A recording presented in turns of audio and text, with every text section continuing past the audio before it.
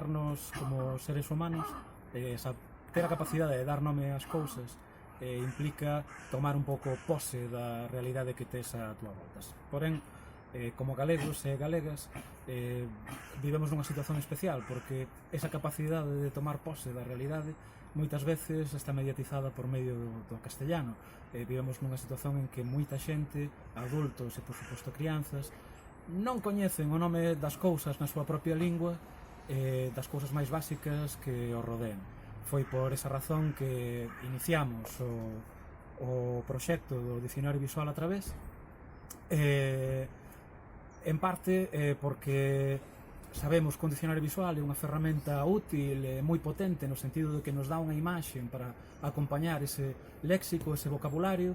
Existen outros dicionarios visuais de facto, mas decidimos facer este novo con unhas ilustracións especificamente feitas para nós por Andrea López, unha ilustradora, como se pode ver, absolutamente incrível e con uns deseños realmente de grandísima cualidade. E decidímolo por tres razóns. Basicamente, para nós era unha cuestión de tres perspectivas. Unha perspectiva galega, porque existen moitos dicionarios visuais tamén na nosa lingua, mas non conteñen moitas referencias a bens culturais nosos, entón hai cousas que estarían apagadas.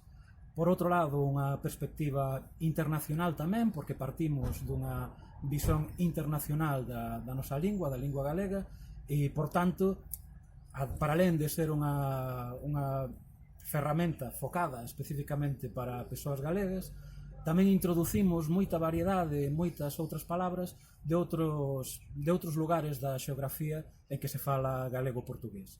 E, finalmente, unha cousa tamén que foi moi importante para nós, que era unha perspectiva de xénero, porque moitos dicionarios incluían unhas distribucións de roles ou de papéis sociais un bocadiño, vamos dizer, anticuada, por non dicer quase ultrapasada, no sentido de que os papéis que se atribuían a homes e mulleres eran realmente desiguais.